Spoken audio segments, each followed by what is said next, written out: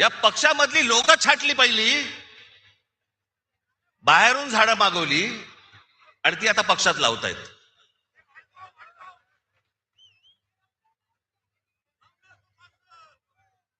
ही कोणती परिस्थिती, हे कोणतं राजकारण, हे कोणत्या निवडणुका चालू आहेत महाराष्ट्रामध्ये?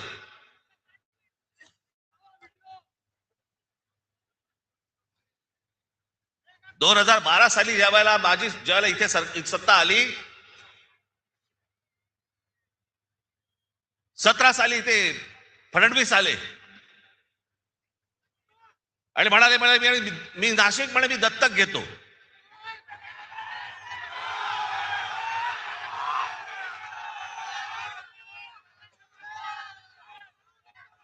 आणि त्या सगळ्या गोष्टींना नाशिककर भुलले आणि आम्ही जी कामं करून ठेवली होती ती सगळे विसरले. आणि दत्तक घेतो म्हटल्यानंतर हा बाप परत फिरकलाच नाही.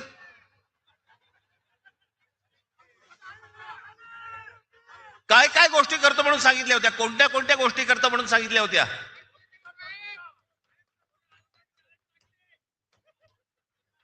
आता साधी गोष्ट बघा, 2012ला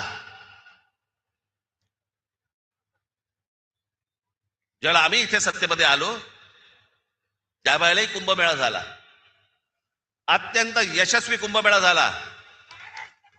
त्यावेळेला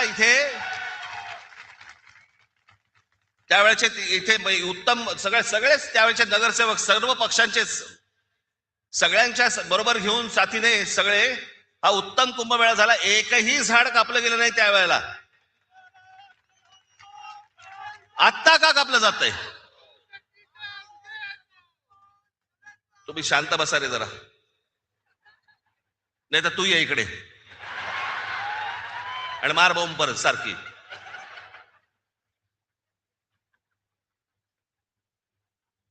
एकही झाड कापलं नाही त्यावेळेला. उत्तम सुंदर चांगल्या पद्धतीने सगळे जेवढे साधू संत आले होते त्या सगळ्यांनी सांगितलं की उत्तम कुंभमेळा झाला. त्यावेळेला प्रशासकांचा आणि ज्यावेळेला जे नगरसेवक होते त्यांचा सत्कार झाला. बॉस्टन मध्ये पण सत्कार झाला त्यांचा, अमेरिकेत इथेही सत्कार झाले की उत्तम उत्तम रीतीने कुंभमेळा हाताळला गेला.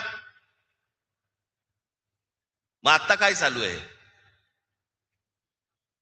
मी त्या दिवशी म्हटलं ना की ही तपोवनातली झाडं नुसती झाडं तोडणं नाहीये, हे यांचं हे सगळं अगोदर ठरतं की या उद्योगपतीसाठी ही जागा रिकामी करायची, आता याच्यावरती कुंभमेळा करायचा. कुंभमेळा झाल्यानंतर सगळे साधू संत जेव्हा आपल्या घरी जातील मग त्या उद्योगपतीच्या ही घशात घालायची जमीन. सगळं सगळं प्लॅनिंग त्यांचं सुरू असतं.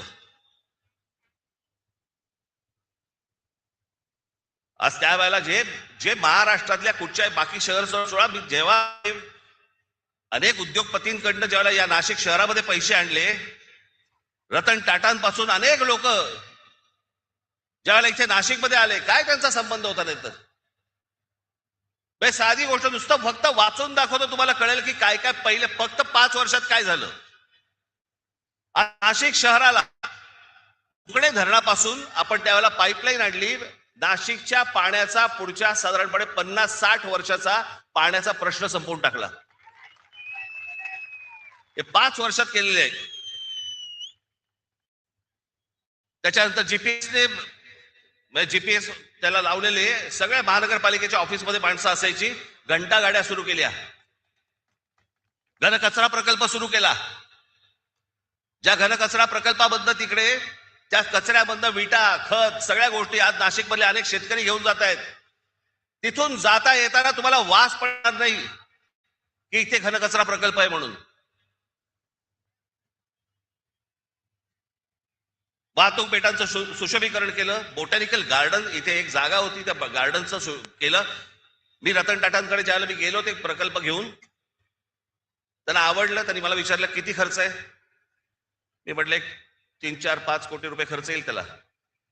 डन बोलले, नक्की. त्यांची सगळी माणसं लावली, सरकारकडनं सगळ्या परवानग्या सगळं आलं, कामाला सुरुवात झाली आणि प्रकल्प वाढत वाढत वाढत वाढत गेला.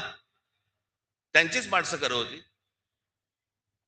शेवटी तो प्रकल्प ज्यावेळेला पूर्ण झाला त्यावेळेला रतन टाटांकडनं जवळपास 14 ते 15 कोटी रुपये टाकले गेले होते त्याच्यात.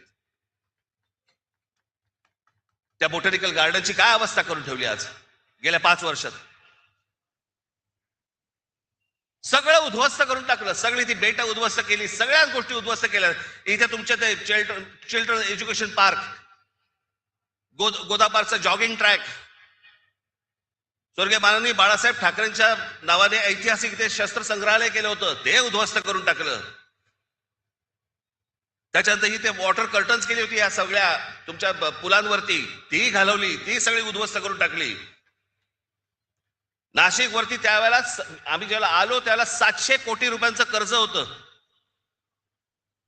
ती नाशिक महानगरपालिका 700 कोटी कर्ज मुक्त महानगरपालिका त्यावेळेला आम्ही करून दिली. आणि सगळ्यात महत्वाची गोष्ट, त्या संपूर्ण 5 वर्षाच्या काळात विरोधी पक्षातलेही लोक बसले होते, भाजपवालेही बसले होते, सगळेच बसले होते.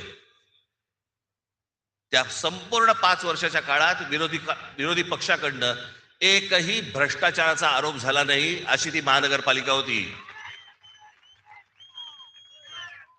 ज्या वेळेला हे रस्ते बांधणीचं काम सुरू होतं, उत्तम रस्ते सगळे झाले होते त्यावेळेला नाशिकमध्ये. मला हे पत्रकार सांगतात ना, दर पावसाळ्यामध्ये त्यांचे ते चॅनल मधली लोक विचारायची की मुंबई इकडचे तिकडचे सगळीकडचे इकडचे खड्डे पडतात.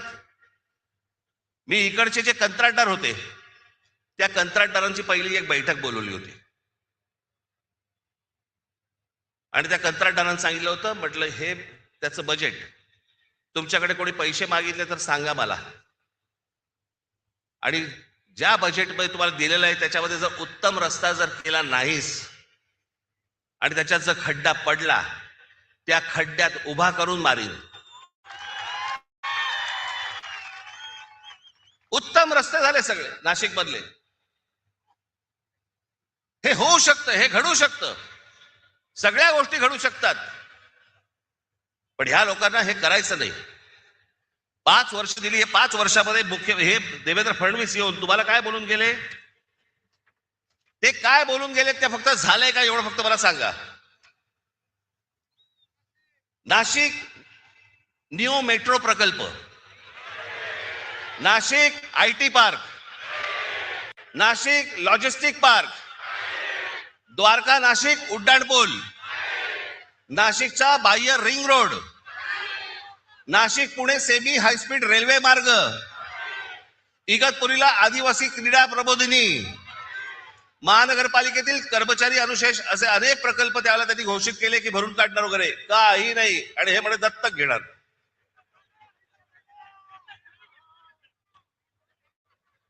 याला काम नाही करायचे. धर्माच्या नावावरती, जातीच्या नावावरती फक्त तुम्हाला भुलवायचं. आज अनेक महिला इथे आलेल्या आहेत, ती ह्याची योजना आणली काय, ती